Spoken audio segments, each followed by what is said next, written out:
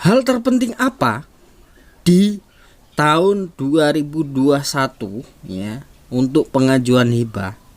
Simak video ini. Dosen nyentrik. Bismillahirrahmanirrahim. Assalamualaikum warahmatullahi wabarakatuh. Jumpa lagi dengan saya Ahmad Fatoni di kanal Dosen Nyentrik.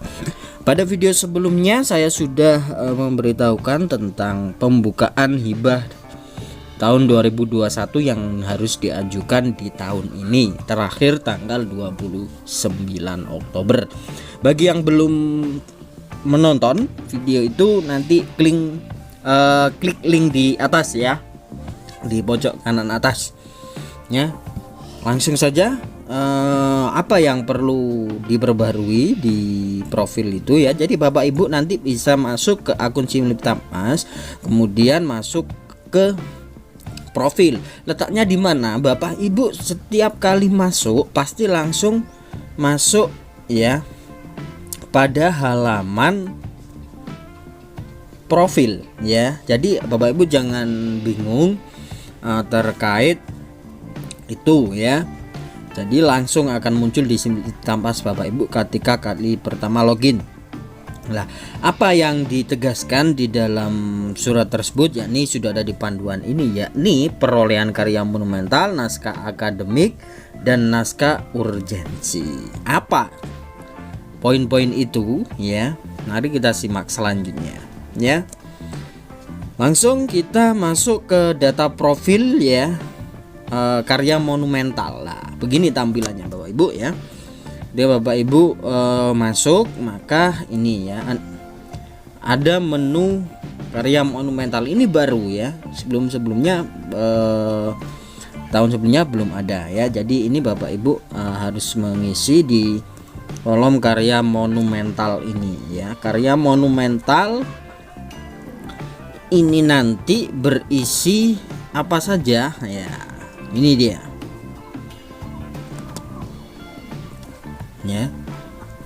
Inilah karya monumentalnya. Ini yang pertama, komposer, penulis naskah, sutradara, perancang, pencipta, pengembang, kameramen, animator, kurator, editor audiovisual. Nah, poin A ini sangat kompleks ya, sangat banyak. Jadi ketika Bapak Ibu menjadi sutradara sebuah pertunjukan, menjadi sutradara film pendek, atau perancang busana, atau pencipta lagu, atau penggubah lagu dan lain sebagainya, itu pilih poin A, dan nanti pengisian pada deskripsi Bapak Ibu tinggal menuliskan sebagai apa. Salah satunya misalnya dari komposer, penulis naskah, sutradara, perancang, pencipta atau penggubah, kameramen, animator, kurator, editor audiovisual. Nah, itu disesuaikan dengan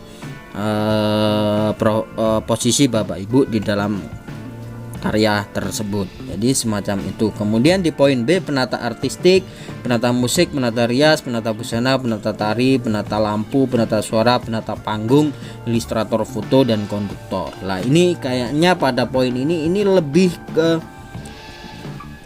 seni pertunjukan ya. Jadi poin B ini lebih ke seni pertunjukan. Jadi ini mungkin sasarannya adalah Bapak Ibu yang memiliki keahlian multi ya, atau Bapak Ibu yang saat ini pada perguruan tinggi kesenian ya.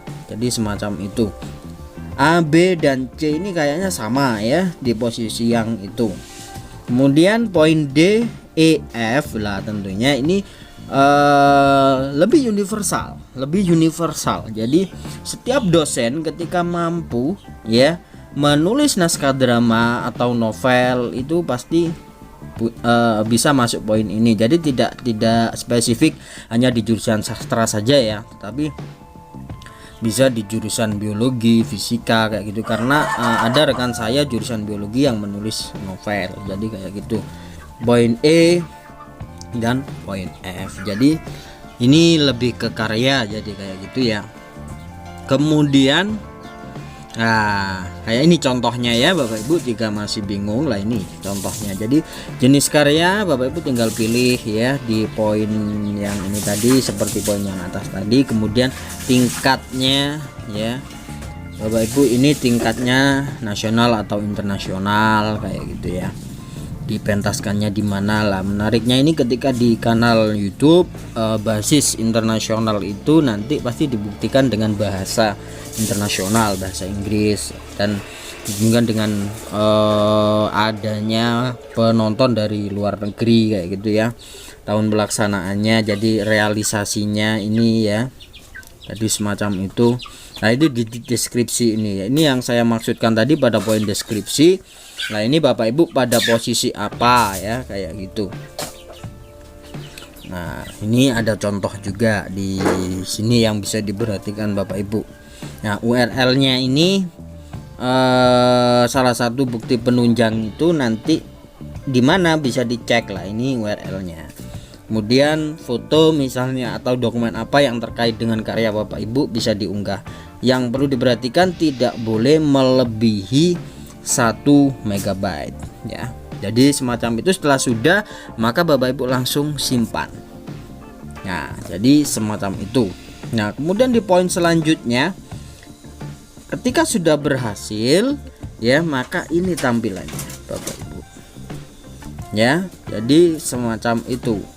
Nah, ketika ingin menambah tinggal klik data baru, ketika ingin mengubah klik ubah, atau ketika ingin menghapus maka langsung saja klik hapus.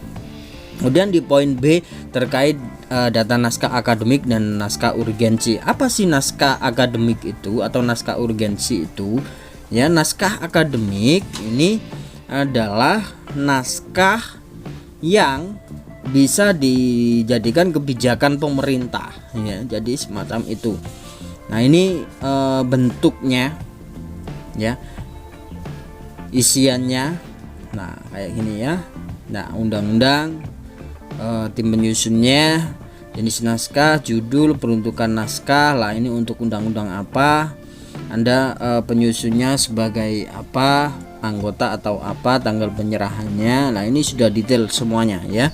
Jadi Bapak Ibu tinggal mengisi di situ. Nah, ketika sudah diisi maka tampilannya seperti ini. Ya, jadi itu saja yang perlu saya sampaikan kepada Bapak Ibu. Jadi tingkat akademik atau tingkat naskah urgensi itu bedanya hanya pada daerah dan juga pusat ya. Kalau urgensi ini maka akan diterapkan di pemerintah